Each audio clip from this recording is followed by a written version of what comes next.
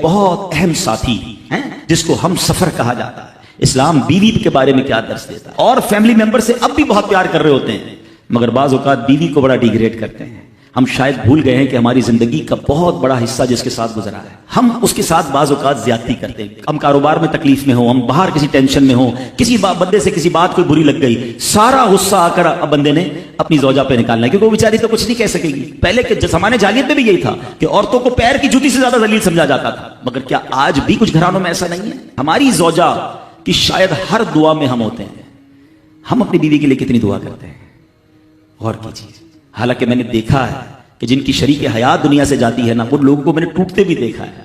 تو ایسا نہ کریں، جس طرح وہ آپ کے لیے محبت کا اظہار، دعاؤں کی آپ کی خدمت گار ہے، آپ بھی اس کے لیے اچھا برتاؤ کریں۔ اور نبی پاک کا کیا انداز تھا؟ میں تو آج اسلام کی شریعت کی، اللہ کے نبی کی بات کرنے آپ کے سامنے آیا ہوں۔ اللہ کے حبیب علیہ الصلوۃ والسلام سے سوال کیا گیا کہ حضور آپ کو دنیا میں سب سے زیادہ پسند کون ہے؟ اللہ کے حبیب نے فرمایا عائشہ۔ نبی پاک نے اپنی زوجہ کا نام لیا۔ پھر نبی پاک گھر اپنی ازواج کے ساتھ کیا انداز ہوتا تھا؟ گھر کا سودا سلف لے کے جاتے، کھانے پینے میں ہاتھ بٹاتے، محبت اور پیار کا اظہار فرماتے، سافٹ ماحول تھا گھر کے اندر۔ ہمارے گھر میں ایسا ماحول ہے؟ اسلام سے پہلے مال کے لیے جانوروں اور دوسرے ساز و سامان کے ساتھ ساتھ بیوی کو بھی رہن رکھوا دیا جاتا تھا۔ جیسے پیسے کوئی رہن رکھواتا تھا نا، بیوی بھی ایک مال کی طرح تھی، لوگ گروی رکھوا دیتے تھے اپنی بیوی کو۔ یہ اسلام سے پہلے عورتوں کا حال تھا، بیویوں کا حال تھا۔ اللہ اکبر! اسلام نے نکاح کے ذریعے عورت کو مرد کے آدھے ایمان کا محافظ قرار دے دیا۔ قرآن کہتا ہے وَعَاشِرُوهُنَّ بِالْمَعْرُوفِ، ان سے اچھا برتاؤ کرو۔ اسلام نے بیویوں کے ساتھ اچھا برتاؤ کرنے والے کو سب سے بہترین قرار دیا۔ حضرت امام حسن بصری رحمۃ اللہ تعالی، بہت بڑے بزرگ، ایک شخص آیا آ کر کہتا ہوں بارش نہیں ہو رہی ہے، قحط کی پوزیشن آ گئی ہے، بارش نہیں ہو رہی، دعا فرمائے، وظیفہ عطا فرمائے۔ آپ نے فرمایا استغفار، وہ چلا گیا۔ اچھا ایک بزرگ بیٹھے تھے ان کے پاس، حضرت ربیع بن صبیح رحمۃ اللہ، وہ دیکھ رہے تھے۔ دوسرا بندہ آیا، کہتا حضور تنگ دستی ہے، کاروبار میں ڈاؤن ہے، رزق میں تنگی ہے۔ آپ نے فرمایا استغفار کرو۔ تیسرا شخص آیا، کہتا حضور اولاد نہیں ہو رہی ہے، حصول اولاد کے لیے وظیفہ لینا ہے، فرمایا استغفار کرو۔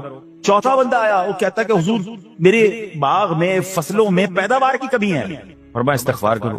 حضرت ربیع بن صبیح کہتے ہیں حضور پہلا بندہ الگ پرابلم لے کر آیا، دوسرا الگ، تیسرا الگ، چوتھا الگ، چاروں کو ایک ہی دوائی، چاروں کو ایک ہی وظیفہ، استغفار استغفار۔ ہائے ہائے، بڑوں کی بڑی بات ہے۔ قرآن میں بھی پڑھتا ہوں، قرآن آپ بھی پڑھتے ہیں، مگر دیکھو اللہ والے کیسے پڑھتے ہیں۔ کیا خوبصورت جواب دیا آپ نے۔ آپ فرماتے ہیں سورہ نوح پارہ 29 آیت نمبر 10 سے 12 کی آپ نے تلاوت فرمائی۔ اب ذرا قرآن سنیے گا۔ بسم اللہ الرحمن الرحیم، استغفروا ربکم انہ کان غفارا یرسل السماء علیکم مدرارا ویمددکم باموال وبنین ویجعل لکم جنات ویجعل لکم انہارا۔ سبحان اللہ، ذرا سنیے گا، اپنے رب سے معافی مانگو۔ استغفروا ربکم انہ کان غفارا، بے شک وہ بڑا معاف کرنے والا ہے۔ آپ نے دے گا، عطا کیا فرمائے گا؟ یرسل السماء علیکم مدرارا، وہ تم پر موسلا دھار بارش بھیجے۔ وَيُمْدِدْكُمْ بِأَمْوَالٍ وَبَنِينَ وَيَجْعَلْ لَكُمْ جَنَّاتٍ وَيَجْعَلْ لَكُمْ أَنْهَارًا، فرمایا اور مالوں اور بیٹوں سے تمہاری مدد فرمائے گا، اور تمہارے لیے باغات بنا دے گا، اور تمہارے لیے نہریں بنائے گا۔ باغات بھی بڑھ رہے ہیں، اولاد بھی عطا ہو رہی ہے، مال بھی بڑھ رہا ہے، بارش بھی ہو رہی ہے۔ اس چیز سے، استغفار سے۔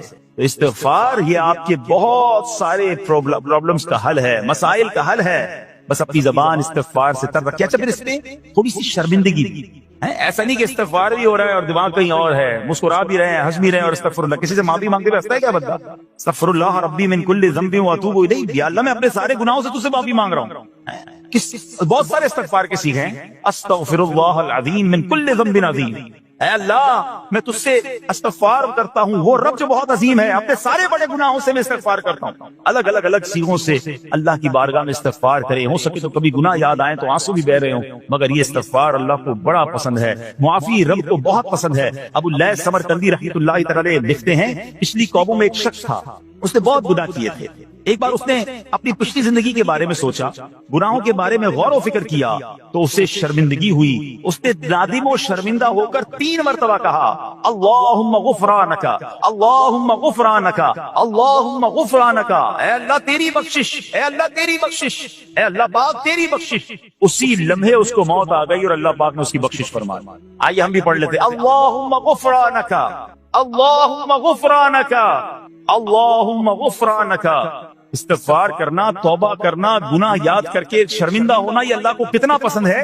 ایک سبحان اللہ، اس کے بارے میں چند برکتیں آپ کو بیان کرتا ہوں۔ بڑی عظیم برکت یہ ہے کہ اس کی بدولت بندے کا تنگی اور غم دور ہو جاتا ہے۔ حدیث پاک میں ہے جو ہمیشہ استغفار کرتا رہے اللہ پاک اس کے لیے ہر تنگی سے نکلنے کا راستہ بناتا ہے، ہر فکر و غم سے اسے خلاصی عطا فرماتا ہے۔ اس کی ایک برکت یہ بھی ہے کہ ایسے بندے کو اللہ پاک غیب سے رزق عطا فرماتا ہے۔ حدیث پاک میں ہے استغفار کرنے والے کو اللہ وہاں سے رزق عطا فرماتا ہے جہاں اس کا گمان بھی نہیں ہوتا۔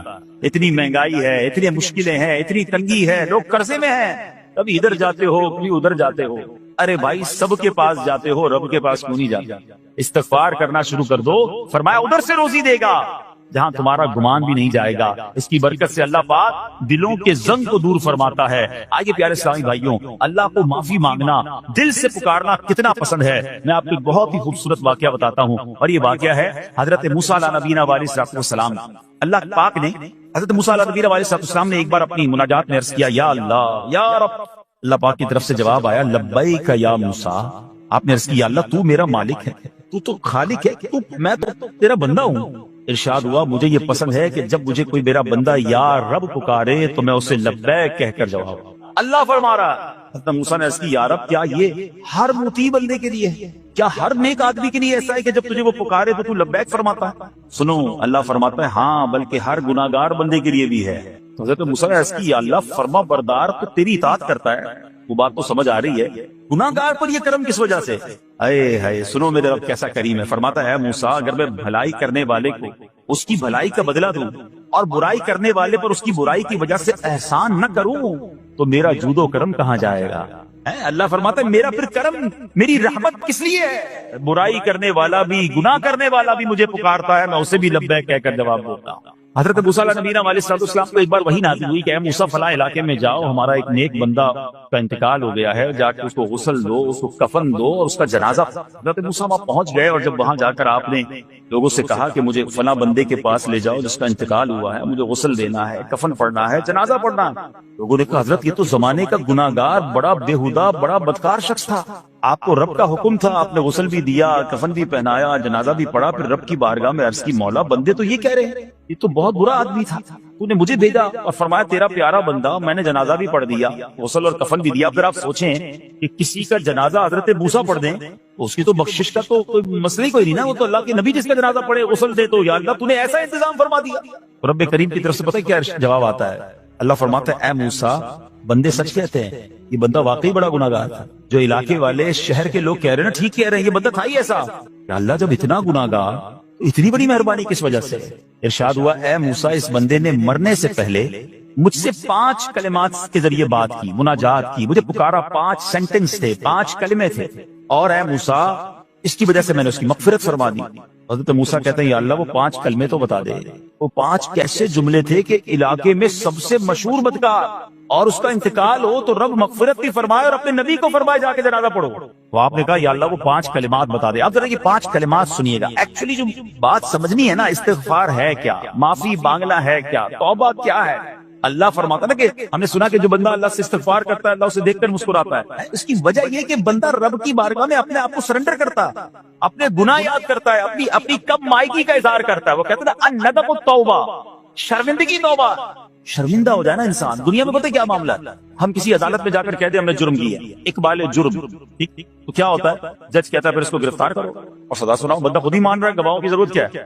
دنیا کی عدالت میں اقبال جرم پر سزا ملتی ہے، میرے رب کی رحمت کی عدالت دیکھو، بندہ وہاں جا کر اقبال جرم کر لے، شرمندہ ہو جائے، معافی مانگ لے، اللہ اس کے سارے گناہ معاف فرما دیتا ہے۔ یہ فرق ہے دنیا والوں میں اور رب کی عدالت میں، سبحان اللہ۔ وہ حضرت موسیٰ کہتے ہیں یا اللہ وہ 5 کلمے بتا، اور بتائے گئے تو وہ 5 کلمے سنیے گا ذرا۔ وہ بندہ کہتا ہے مرنے سے پہلے اے رب تو جانتا ہے میں نیکوں سے محبت کرتا ہوں اگرچہ خود نیک نہیں، یا رب تو جانتا ہے میں فاسقوں سے بغض رکھتا ہوں اگرچہ میں خود فاسق نہیں۔ سمجھ رہے بات؟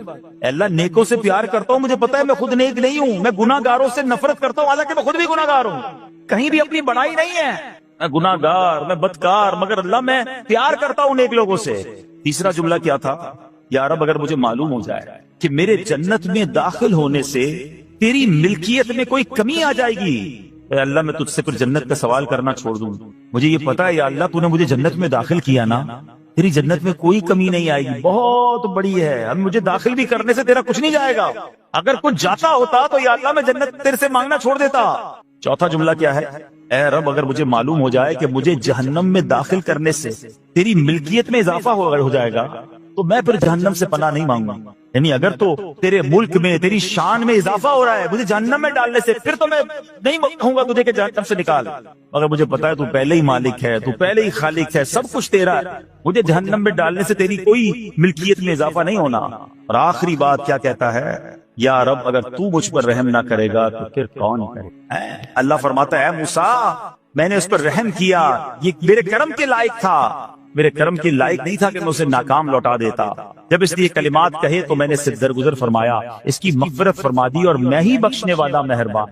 تو اے میرے پیارے اسلامی بھائیوں، آج وہ کام سیکھ کے جانا ہے، سمجھ کے جانا ہے، جس کو جو بندہ کرتا ہے تو رب کی رحمت گویا مسکراتی ہے، وہ یہ ہے کہ اللہ سے معافی مانگتے رہے، استغفار کرتے رہیں، اللہ کو راضی کرنے کی کوشش کرتے رہیں، اپنے گناہوں پر ندامت رکھیں، یہ جو معافی مانگتا ہے نا اللہ اسے بہت پسند فرماتا ہے۔ حدیث پاک میں آتا ہے التائب من الذنب کمن لا ذنب له، گناہوں سے توبہ کرنے والا ایسا ہے جیسا اس نے گناہ کیا ہی نہیں ہے۔ اچھا اب ایک اور بہت پیارا عمل جس کو دیکھ کر اللہ مسکراتا ہے، وہی میں نے تفصیل بتائی کہ اللہ کی رحمت راضی ہو جاتی ہے اور اللہ کی رحمت برستی ہے، رب راضی ہو جاتا ہے۔ نبی پاک علیہ الصلوۃ والسلام نے فرمایا 3 بندے ہیں اللہ پاک انہیں دیکھ کر مسکراتا اور کیا ہوتا ہے؟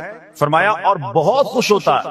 اب وہ 3 بندے کون سے ہیں؟ چیک کرنے ہم ان میں ہیں کہ نہیں۔ فرمایا نمبر 1 وہ بندہ جو رات کو اٹھے، بستر چھوڑے، اچھی طرح وضو کرے، پھر نماز پڑھنے کھڑا ہو جائے، اسے دیکھ کر اللہ پاک فرشتوں سے فرماتا ہے اے فرشتوں بتاؤ میرے بندے کو نیکی پر کس نے اکسایا ہے؟ فرشتے عرض کرتے ہیں مولا تو بہتر جانتا ہے۔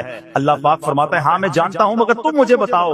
فرشتے عرض کرتے ہیں اے مالک کریم تو نے اسے ایک چیز یعنی جہنم کا خوف دیا ہے، یہ اس سے ڈرتا ہے۔ اے اللہ تو نے اسے ان کو ایک چیز جنت کی امید دلائی ہے، یہ اس کی امید رکھتا ہے۔ اے اللہ یہی خوف اور امید ہے جس نے اسے رات کی نیند قربان کر کے تیرے حضور کھڑے ہونے پر ابھارا ہے۔ اب اللہ پاک فرماتا ہے اے فرشتوں گواہ ہو جاؤ کہ جس چیز سے ڈرتا ہے یعنی جہنم سے ڈرتا ہے، میں نے اپنے اس بندے کو اس سے امن بخشا، اور جس کی امید رکھتا ہے یعنی جنت کی، میں نے جنت اس پر واجب کر دی۔ رات اٹھ کر جب دنیا سوئی ہو بندہ اٹھ کر تہجد